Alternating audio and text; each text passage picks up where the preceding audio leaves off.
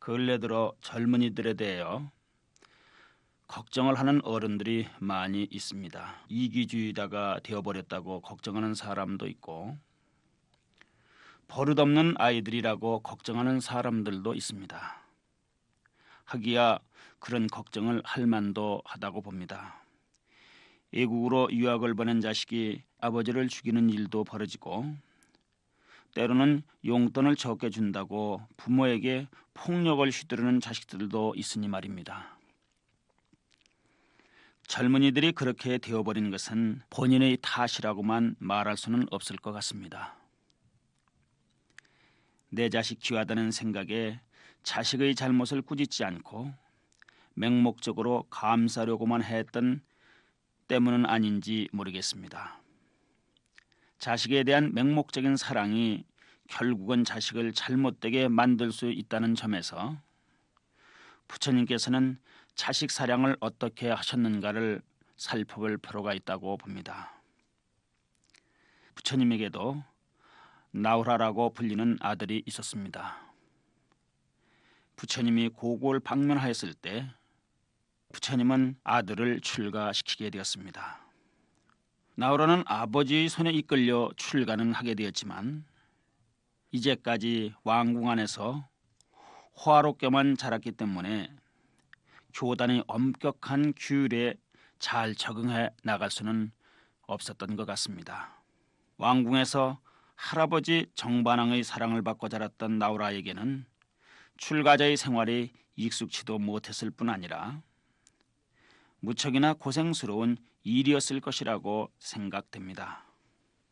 나이 어린 나우라로서는 교단의 규칙을 어기는 일들도 종종 있었을 것이고 투정을 벌이거나 심하게 장난을 치는 일도 있었을 것이라고 봅니다.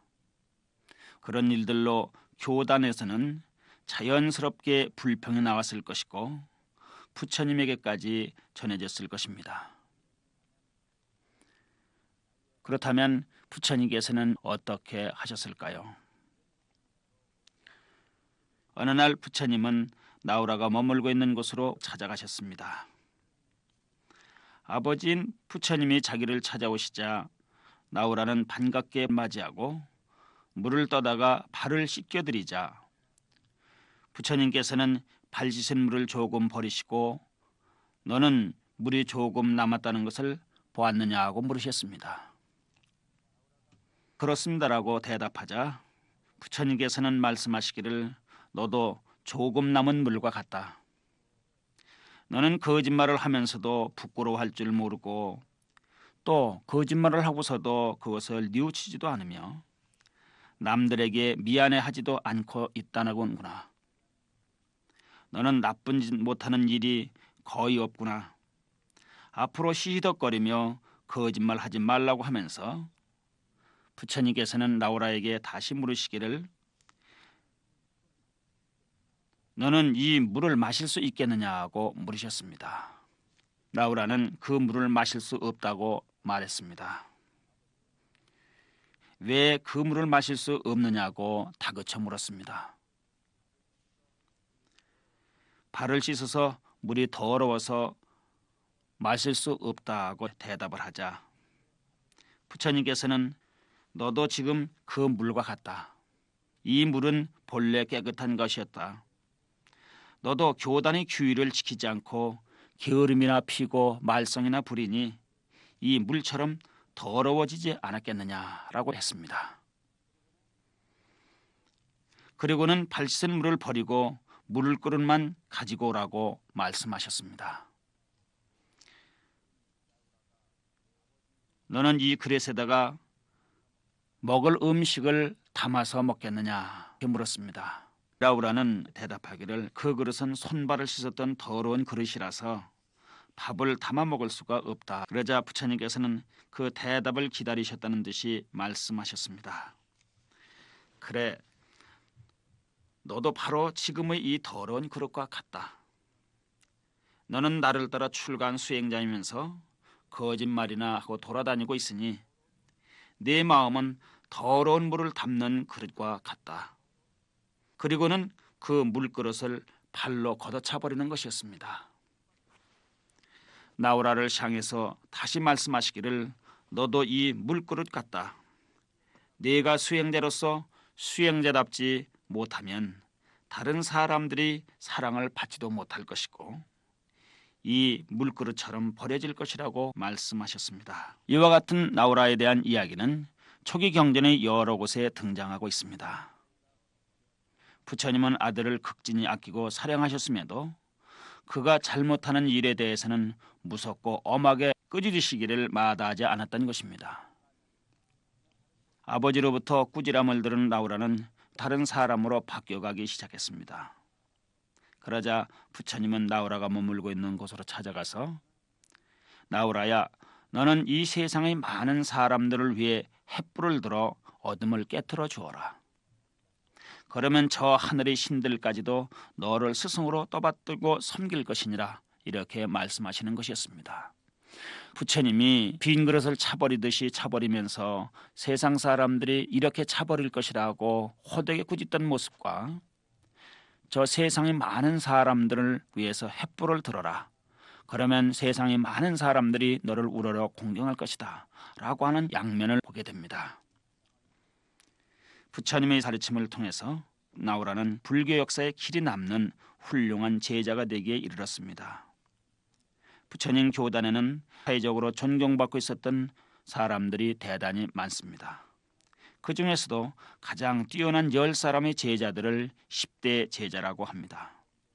그 10명의 제자 가운데 나우라도 끼어 있으니 부처님이야말로 훌륭하게 자식을 키웠다고 말할 수 있습니다.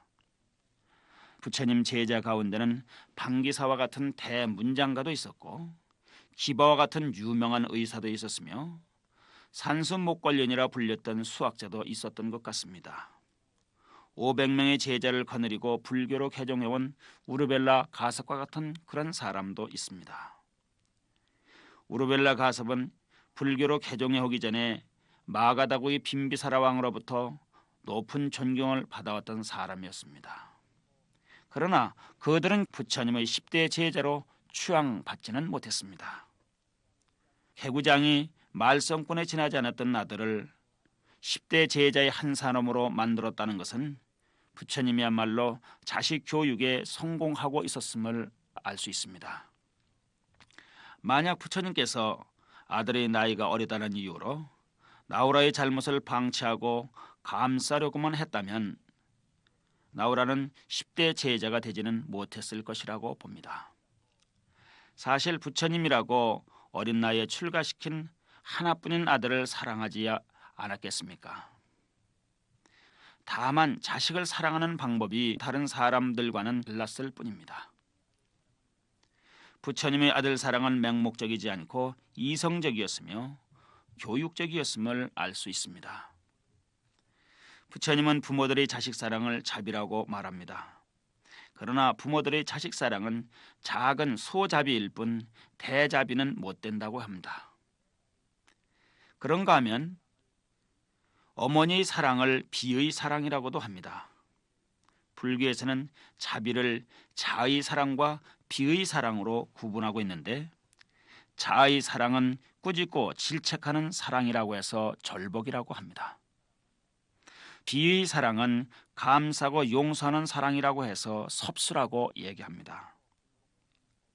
꺾고 굴복시키는 자의 사랑을 아버지의 사랑으로 비유하고 감사 안기만 하는 비의 사랑을 어머니의 사랑으로 비유하고 있습니다.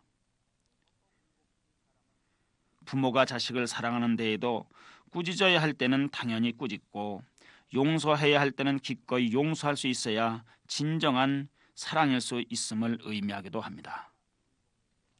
언제나 굴복시키려만 하는 사랑은 폭력에 지나지 않는 것입니다. 또 언제나 감사하고 용서하려고만 하는 사랑은 무기력이라고 말할 것입니다.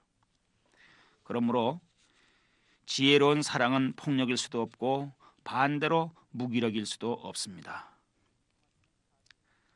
자식을 맹목적으로 사랑하는 어머니들은 설사 자식이 고약한 짓을 했을지라도 꾸짖지 못하고 자식을 끌어안고 울 뿐입니다. 자식에 대한 지나친 엄격함도 자식의 심성을 빗나가게 만들 수 있지만 맹목적인 사랑도 자식의 심성을 병들게 하기는 마찬가지입니다. 지나치게 엄격함이 자식의 불행으로 빠뜨리는 경우도 볼 수 있었고, 반대로 맹목적인 사랑이 자식을 망쳐버리는 경우들도 보아오곤 했습니다. 그래서 자비는 꾸짖고 심판하는 심과 감싸고 용서하는 심을 두루 갖춰야 진정한 자비로서 그 효력을 발생할 수 있을 것입니다. 르노아르는 말하기를 지나친 사랑은 어린아이를 폭군으로 만들거나 그렇지 않으면 약골로 만들기 쉽다라고도 말했습니다. 사자는 사자를 낳는다는 말이 있습니다. 그것은 부처님의 예에서 찾아볼 수 있었습니다. 부처님은 아들이 나이 어리었음에도 허물이 있을 때는 매섭게 꾸짖으시고 또 한편으로는 세상의 횃불이 되도록 하라고 가르치기도 합니다. 그러한 부처님의 모습에서 정말로 사랑하는 내 자식을 훌륭하게 키우려면 사랑을 어떻게 펼쳐야 할 것인가를 엿볼 수 있게 합니다. 이 세상의 부모치고 자기 자식을 훌륭하게 키우고 싶지 않은 사람은 없다고 봅니다. 또한 세상의 부모로서 자식을 사랑하지 않는 사람도 없을 것입니다. 그런데도 때로는 폐륜화가 나오고 불효하는 자식이 나오게 되는 것은 부모들의 사랑이 맹목에 가깝기 때문이 아닌가 봅니다. 장난꾸러기였던 라우라를 어떻게 교육을 시켜서 훌륭한 인물로 만드는가를 살펴보면서 부모들이 자식을 어떻게 대할 것인가를 생각해 보게 합니다.